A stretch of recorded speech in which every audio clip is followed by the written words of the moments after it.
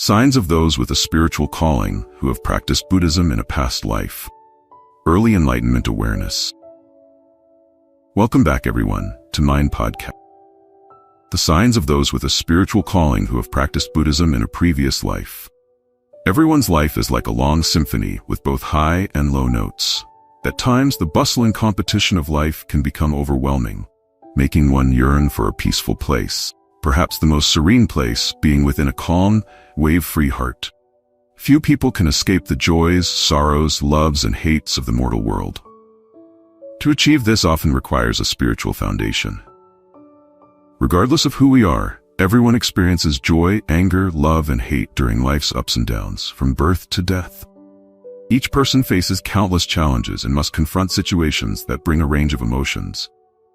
Those who can rise above these ordinary feelings to live kindly without competition or resentment often have a spiritual foundation.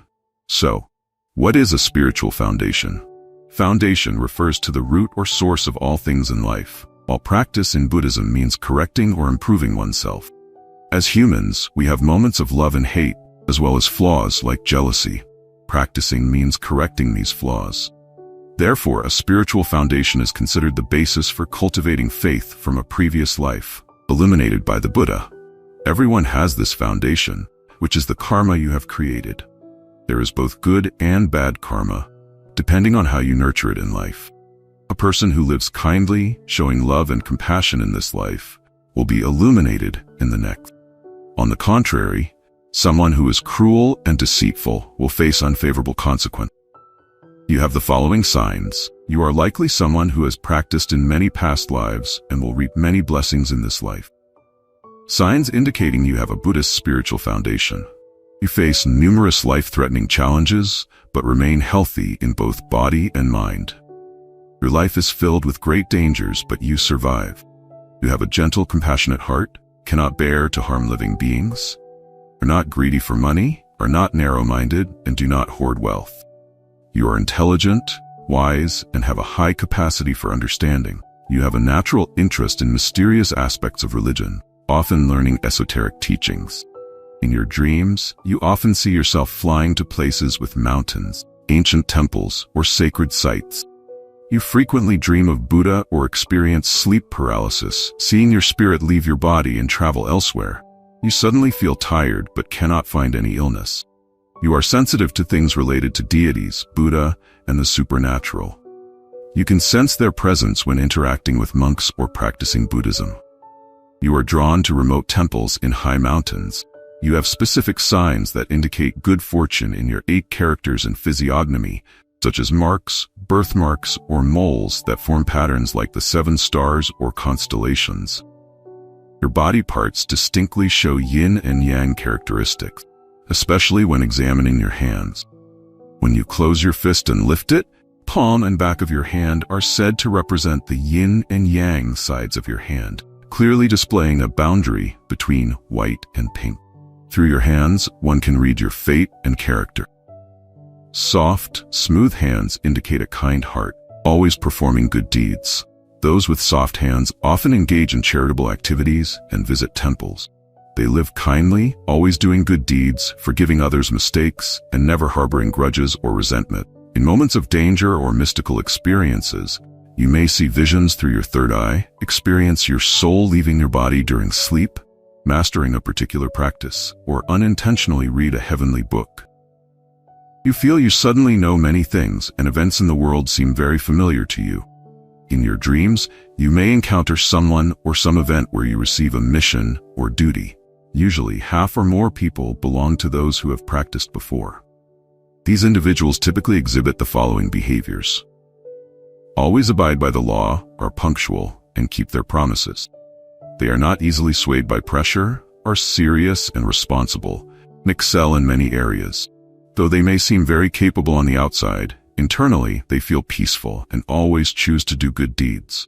They are independent, have strong opinions, and have a sense of pride, never easily subdued, but respect collective decisions. They are perfectionists, always striving to improve if something can be done better, and they do it again. They are not greedy, do not prioritize wealth, may not be good at managing their finances. but are careful and meticulous with others' money. They understand things early, always try their best to help others, and do not burden others with their own problems. They do not speak ill of others and always handle matters positively, no matter how bleak the situation. Signs of spirituality in relationships and connections. They have few relationships with others that hold value. They have a different way of interacting with people, making others initially like them and then deeply love them. Despite aging, their mind remains youthful, like a child, simple, joyful, enthusiastic, and lovable. They know how to organize their emotions and thoughts and let go when needed, but also pay close attention when required. They are not afraid of death or facing reincarnation as a human again. Given the chance, they will contribute well to humanity.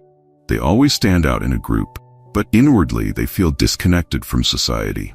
They hold themselves to high standards, doing things for their own sake rather than worrying about how others view them. Signs in other areas. They often desire to wander freely rather than stay in a bustling, famous place. They balance well between learning and practical application. They have strong learning abilities, good analytical and organizational skills, and care deeply about their own health, making arrangements for their departure from this life. Dear readers, can those without a spiritual foundation still become ordained? The Buddha's gate is peaceful, allowing one to abandon all worldly concerns. Buddhist teachings make people more tranquil, no longer suffering when life becomes too hectic. However, not everyone has a spiritual foundation from before.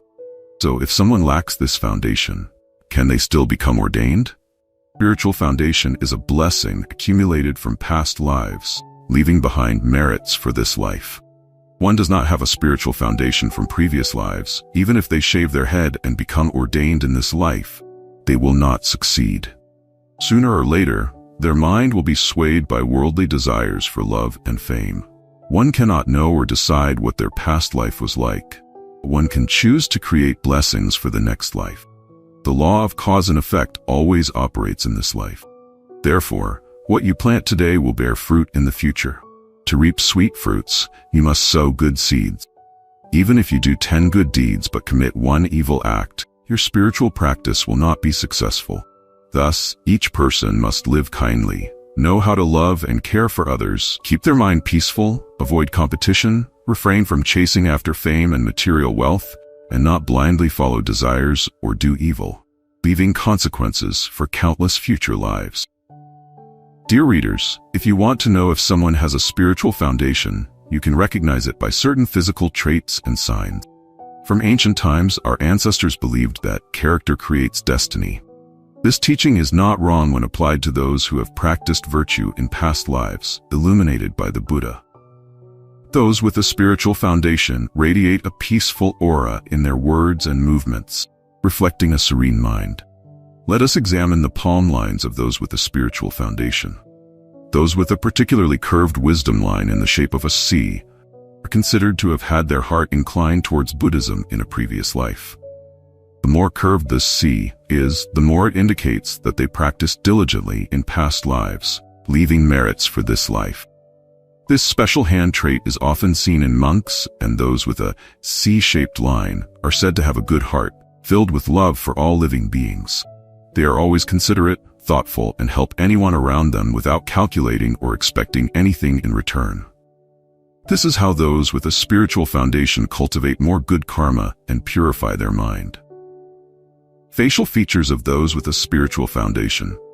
Like the image of the Buddha, those with a spiritual foundation often have a radiant face that exudes a beautiful, peaceful aura, with gentle eyes and a benevolent expression. Their smile is bright like the morning sun. These individuals shine brightest when standing before the Buddha's altar. Those with a spiritual foundation often have a vertical line on their forehead, considered as opening the heavenly eye. In Buddhism, this means opening an eye that sees beyond the mundane, enabling them to discard worldly illusions and focus on meditation. In the future, they will soon attain true enlightenment, purify their mind, and focus on doing good, eliminating evil. Therefore, when standing next to those with a spiritual foundation, we often feel a sense of lightness and peace. Those with a high and prominent glabella, the area between the eyebrows, tend to be honest, kind, and will come to the aid of others in times of misfortune. This indicates a person with a deep connection to Buddhism, a soul inclined towards meditation, and a straightforward, honest nature. These individuals often have a successful career path and are easily promoted. However, their good nature often makes them uninterested in competing with others, instead choosing to turn towards Buddhism to find peace and tranquility. A mole in the middle of the forehead. Similar to the vertical line on the forehead, a mole in the middle of the forehead is another sign. These individuals see through the superficiality of worldly wealth and know how to choose a peaceful and simple life. They are gentle, soft-spoken, and always ready to stand up for the weak. They live by kindness and often ignore slights or criticism, focusing instead on vegetarianism and chanting Buddha's name. Earlobes of those with a spiritual foundation. Examining the earlobes is a traditional way to determine someone's goodness. Those with small, pinched earlobes often have a narrow and petty nature. On the other hand, those with large, long earlobes usually have a kind heart, inclined towards Buddhism. People with large earlobes are often regarded as having accumulated merits over several lifetimes. Those with this feature, no matter what they do, often have smooth sailing with divine assistance. They do not have strong desires for romantic relationships or marriage, but instead focus on practicing Buddhism and cultivating their mind. Those with soft hands. Through the hands, one can discern a person's fate and character. Soft, smooth hands indicate a kind heart, always performing good deeds. Those with soft hands often engage in charitable activities and visit temples. They live kindly, always doing good deeds, forgiving others' mistakes, and never harboring grudges or resentment. Those with a warm but resonant voice. A warm, resonant voice is another way to judge someone's character. Those who speak harshly or rudely with a high-pitched or abrupt tone are often impulsive and aggressive. In contrast, those with a warm but resonant voice usually live a virtuous life, accumulating merits. They tend to act in accordance with their true nature, not harboring ill will towards anyone, and are always ready to help those in need, standing up for what is right. Those with thick and high buns of hair. The hair is the crowning glory of a person. Thus, thick and high hair buns not only reflect beauty, but also carry a portion of one's merit. According to physiognomy, these people live with affection, discarding material concerns from their lives. Those with this trait are always generous and tolerant because they do not value material wealth. Although they may not formally ordain, they maintain a calm and serene heart, indifferent to the world's competitions for fame and fortune. The signs mentioned above are not 100% accurate, can help you partially recognize if someone has a spiritual foundation. Being near someone with a spiritual foundation often brings a sense of peace and tranquility. Understanding the meaning of spiritual practice, some may not fully grasp what it entails. Spiritual practice, specifically, means self-improvement. We correct our flaws to become better. That is spiritual practice.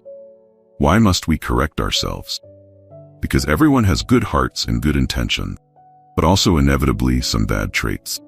Perfect ourselves, we must practice. We know what our flaws are. Getting rid of them all at once is not easy. One bad trait may be removed, but another may emerge, so we must continue to practice throughout our lives. The Buddha identified three main poisons, greed, anger, and delusion, as the most dangerous flaws of human nature. Why are these three so dangerous? Because anyone who falls into them suffers and causes suffering for others around them. The Buddha asked the monks if they could sleep peacefully.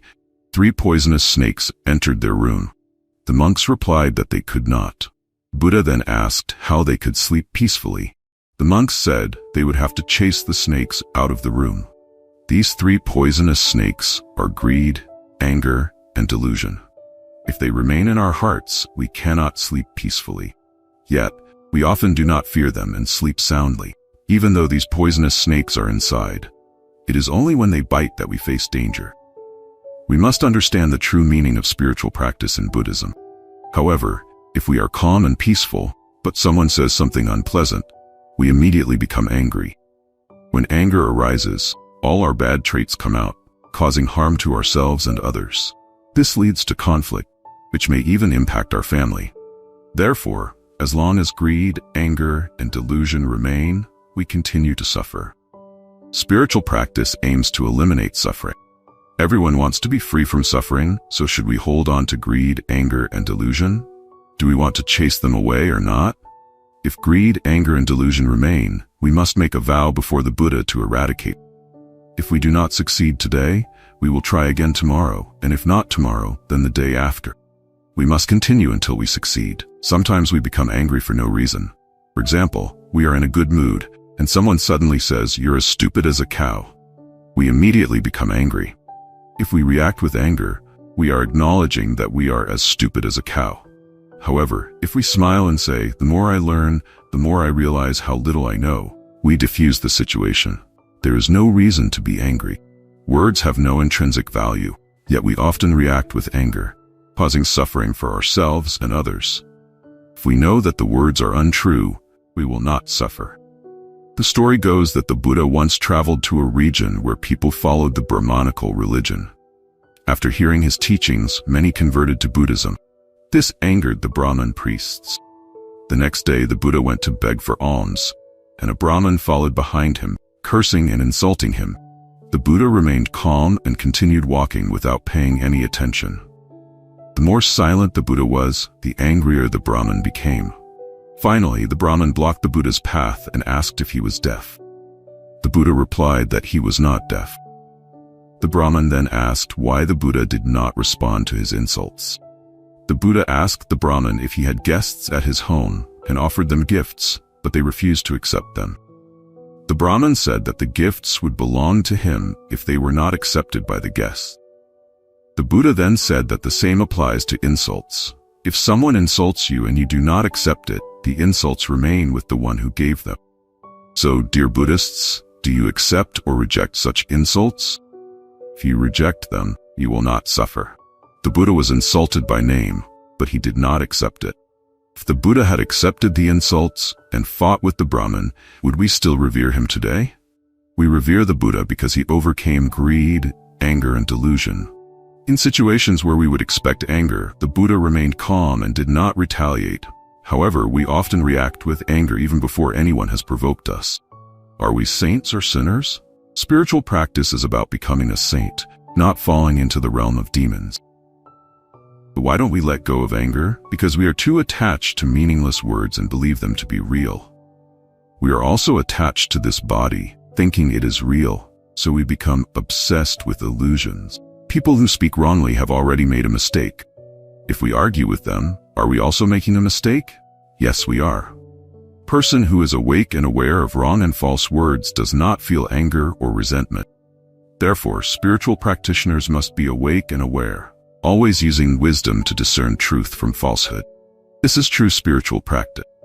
If we do not use wisdom to discern, we will become as chaotic as someone with a mental illness. Thus, the difference between a spiritual practitioner and someone who is not lies in one clinging to anger and resentment, causing the mind to become chaotic, while the other remains calm, clear-headed, and generous, resolving all matters peacefully. The Buddha taught that couples should remember the importance of practicing restraint in speech. Harboring anger and resentment is like holding a hot coal in your heart, burning you from within. Nothing good comes from it. If something happens, let it go for your own well-being. Holding on to anger only brings suffering. If you carry it with you to the grave, you will meet the same people in the next life. The Buddha taught that whoever we love or hate deeply in this life, we will meet again in the next life. Why? Because these two types of people occupy our thoughts while we tend to forget about others. Therefore, if you do not want to suffer in the next life, let go of all hatred now. Doing so will bring joy in this life and peace in the next, as you will not accumulate more suffering. Many families have children who are filial, which is truly valuable, but the parents do not care for them as much. On the other hand, they may have children who are destructive and terrifying, yet they love them deeply. This is because of past life debts that must be repaid. Therefore, by looking at a family, we can tell whether our current relationships are due to past love or hatred. If you can let go of hatred, your relationships in the next life will be ordinary, not too loving or too hateful, and therefore less suffering. If you can completely let go of love and hatred, you will be free from suffering altogether. Yet, many Buddhists ask if being patient means being foolish.